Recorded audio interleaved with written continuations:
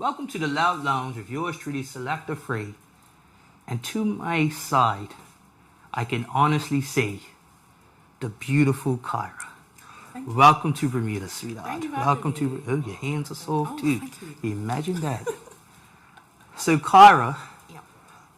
you're a comedian. I am. Yeah. So let's get into the whole identity of Kyrah on the comedic side, as well as Kyrah outside of comedy. Okay. I mean, they're pretty similar, to be fair. Thank you. I feel like all my friends that come to my shows and watch me, the reason it's so funny to them is because I'm exactly the same when I'm with them. So it's only now that I'm able to put it on stage and... Your personality is the same. Yeah, my personality. You I've never always been a turn joker. rich and switch. No. I've always just been an unserious person. So I'm class clown. That's always been...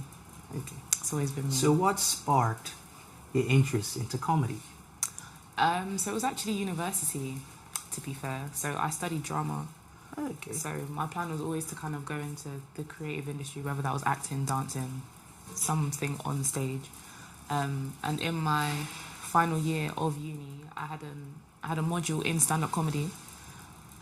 So whilst we were practicing, whilst we were doing that, my lecturer was just like, "It's ridiculous. Like, this comes so naturally to you. You need to do this." And I was just like, "Why not?" So literally just started doing it around campus. Then when I came back to London, started doing it in London, and yeah, God kind of just put everything. Took off from everything natural just fell gift. into it. Yeah. Pushed and fell. Literally. So how long have you been doing comedy on a serious level? You say you done it in uni. What made you say, you know what?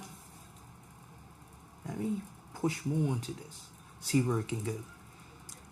So how long I've been doing it? It's been 3 years now, but in terms of what made me kind of realize this was my thing was that, I don't know, I feel like everyone kind of has that thing that when they do it and they see the reaction that they get and they see the feeling that it gives them, they know that this is something they were kind of supposed to do. Like, you know when God is giving you something. Yeah. You know when... I know that my place in this world has kind of just been to bring a bit of light, bring a bit of laughter, just make people smile. Yeah, in these situations. Yeah, like, you just... Do you know what I mean? It's just something that... It just felt so natural. And as nervous as it makes me, when I'm up there, I've never felt anything like it. So it's kind of just... everything just kind of fell into place. Yeah. So, being from home, you just started getting into comedy. You done your module for school. Were there any comedians that you knew on the local scene that gave you some pointers, some tips to help create who Kyrah is today? Yeah, so when I first came to London, luckily I was kind of introduced to the urban comedy circuit pretty early on. So I met Christopher Savage really early on in my career. I think my first London show, I met him, and he was someone that as soon as he saw me, he definitely put me on more shows. He was like, "No, you've got to get this girl on." So he's definitely someone that has seen my career kind of grow to where it is now. So he's always been super helpful. White Yardie as well, I met him pretty early on in my career, and immediately he kind of just believed in what he saw and he offered to help, and he's been really supportive as well. So I feel like everyone in the urban comedy circuit, because it's so small in the UK, it's very easy for you to kind of get to know everyone really quickly. So I was quite lucky where people saw me perform, they believed in what I did, and they wanted to help, because there aren't many black female comedians in the UK, and when there are, they're not given the same platform as everybody else. Do you know what I mean? So everyone was super helpful in definitely trying to push for my career to grow.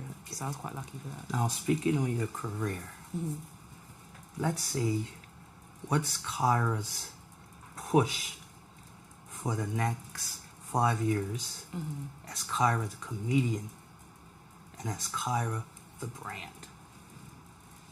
Oh.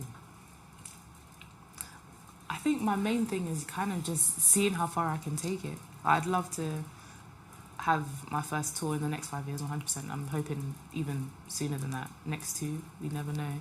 Yeah. Just seeing how far I can take my brand into acting, presenting. I'd love to just see if I can delve into loads of different paths as well, because my first love has always been acting. So luckily comedy is something that naturally. Naturally you can kind of jump from one to the other. So I'm just trying to do everything, conquer everything, and just be able to provide for my family and my friends. Okay. Literally. Now, this is the question I told you earlier. Yeah. Kyrah, what is your Mount Rushmore of female comedians? Okay. So, my Mount Rushmore of female comedians. In terms of the UK, I grew up watching Jeannie Asheray. Jeannie Asheray was probably the one that was always on my TV screen. She was the only black female comedian on my TV screen that I was always watching. Little Miss Jocelyn as well was someone that I always kind of... She was just outrageous, and she had her own character. She had her own little boundary, and no one could tell her anything. And I loved that for her. So, just Jeannie Asheray, Little Miss Jocelyn. And to be fair, now, I think Judy Love is one of the most, like, funniest, natural, just lovely kind of... I don't know how to explain it, but when you see her, you know that she's meant to be doing what she's doing. And it just looks like she's opened up a door for a whole new type of female comedian to come through the doors. Do you know what I mean? She's shown that you can do this and you can end up in all these different spaces. So I think, I don't know if I have a fourth one. Okay. Okay, we'll leave it there. Yeah, it might have to be three. So who is Kyrah outside of comedy? I'm a very unserious person, to be honest. I don't take anything seriously. And I think that's why when I'm on stage, I'm able to kind of clown around as much as I am, because I kind of just say what other people don't say.